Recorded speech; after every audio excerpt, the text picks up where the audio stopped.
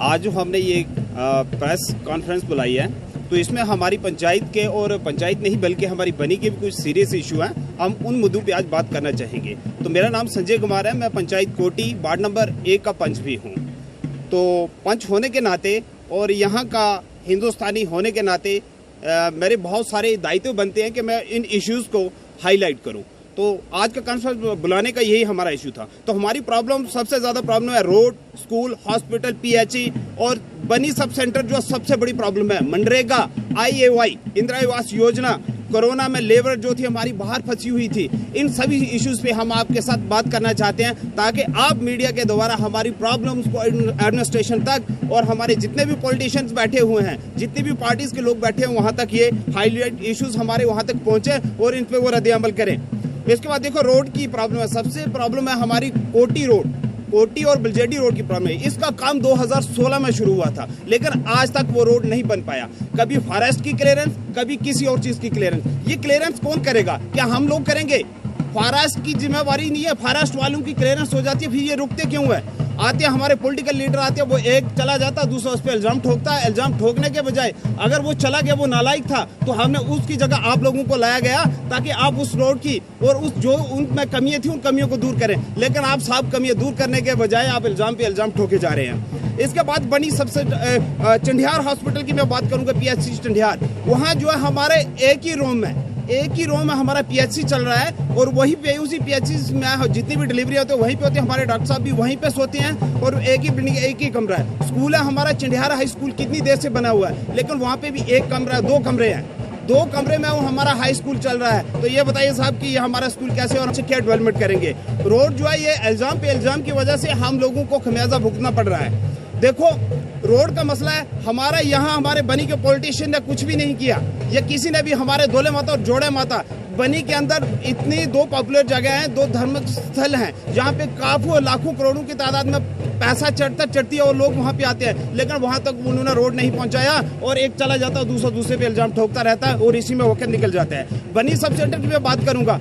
बनी sub centre है, बड़ी हेल्थ सब सेंटर है, लेकिन इस सब सेंटर की क्या बात है मैं आपसे शेयर करना चाहता हूँ। यहाँ ना तो गायनी का डॉक्टर है, ना चाइल्ड स्पेशलिस्ट है, ना कोई हड्डियों का डॉक्टर है। यहाँ जो भी डिलीवरी, मैं ये कोरोना के टाइम की बात करूंगा कि मेरे वार्ड से सिर्फ 5 डिलीवरियां हुई और 5 की 5 नॉर्मल यहाँ आए और यहाँ से सीधा रेफर कहाँ, कठुआ में। अगर हमें नॉर्मल डिलीवरी के लिए कठुआ में जाना पड़ता है तो ये हॉस्पिटल किस चीज के लिए खोल रखे हैं? और कोई भी कहते हैं फ्री लेडीज के, प्रेग्नेंट लेडी के लिए सारा कुछ फ्री मिलेगा। कहाँ मिलेगा फ्री? हम यहाँ आए थे, मेरी खुद की डिलीवरी हुई थी, मेरी मैडम की डिलीवरी हुई थी, तो मैं यहाँ आया था। यहाँ से सिरिंज और ग्लव्स जो वो हमने बाहर से लिए थे, 62 रुपीज का हमने ग्लव्स दिया था और 5 रुपए की सिरिंज। अब प्रेग्नेंट लेडी के लिए वो नहीं दे रहे, तो जो बेचारे गरीब आ रहे हैं उनका क्या हाल होता रहेगा। और दूसरे कुछ ऐसे एम्प्लॉइज हैं 10-10, 20-20 सालों से एक ही जगह पे काम कर रहे हैं, उनको पूछने वाला कोई नहीं है, क्योंकि उनकी दादागिरी चलती है। क्योंकि जो छोटा एम्प्लॉय आता है बेचारे को अगर बोला इसको यहाँ से ट्रांसफर करके कहीं और भेज देंगे, उनको कोई देखता नहीं है, क्योंकि उनका चक्का चलता है। और हॉस्पिटल में जाओ,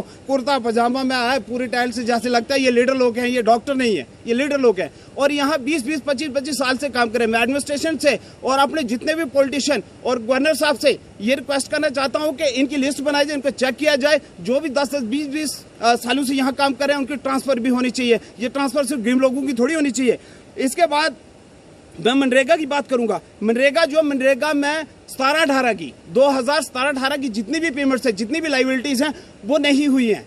जितने भी लोगों ने किसी पंच, सरपंच ने या किसी मेड ने काम करवाया, लेकिन उनको ये कभी भी पेमेंट नहीं हुई है। ये किसकी गलती है? जिन्होंने काम करवाया उनकी गलती है? गलती है तो डिपार्टमेंट वालों की है।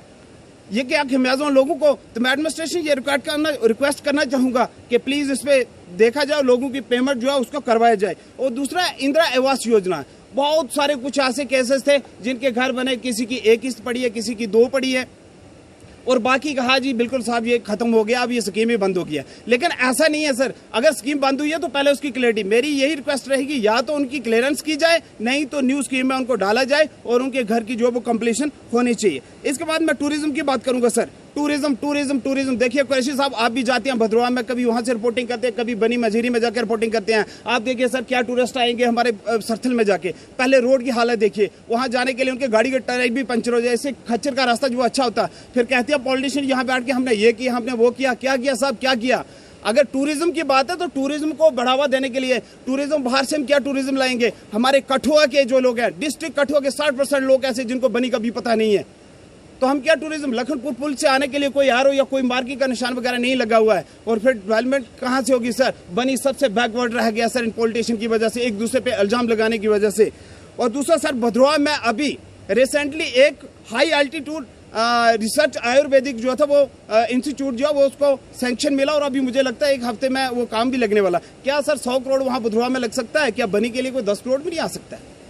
ये सर सोचने वाली बात है। या तो हमारे एमपी यहाँ में इंटरेस्ट नहीं लेते हैं, उनको बनी से मोहब्बत नहीं है, या तो हमारे जो भी रिप्रेजेंटेटिव होते हैं वो उनके साथ बात ही नहीं करते हैं। मेरी ये गुजारिश रहेगी एमपी साहब से, गवर्नर साहब से, कि अगर टूरिज्म को डेवलप करना है सर तो हमारे ढगर में भी है, कोटी में जो इतना बड़ा स्टेडियम है हमारे पास, इतनी बड़ा एरिया, लेकिन सर उसकी तरफ कोई देखता ही नहीं है। हम बैकवर्ड के बैकवर्ड ही रह गए सर।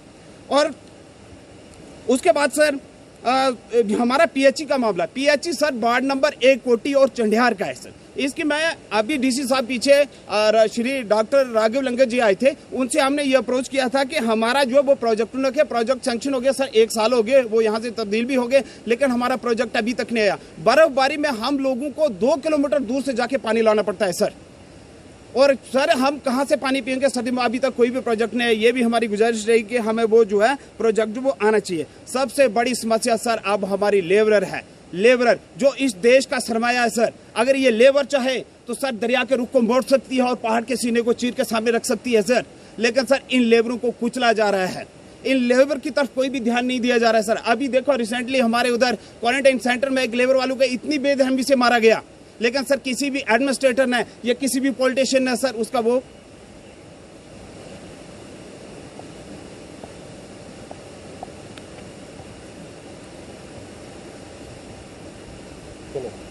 किसी भी पॉलिटिशियन ने या किसी भी पार्टी ने सर उसकी तरफ ध्यान नहीं दिया। वो बेचारा मारा, इतनी बेरहमी से मारा गया था, इतने जानवरों को भी नहीं मारा जाता है सर। तो सर ऐसे कुछ इश्यूज हैं, इन पे गवर्नमेंट को भी संज्ञान लेना चाहिए सर, और हमारे जितने बेचारे लेबरर्स हैं, ये देश का सरमाया है सर, और इनका ख्याल रखना चाहिए सर। जय हिंद, जय भारत।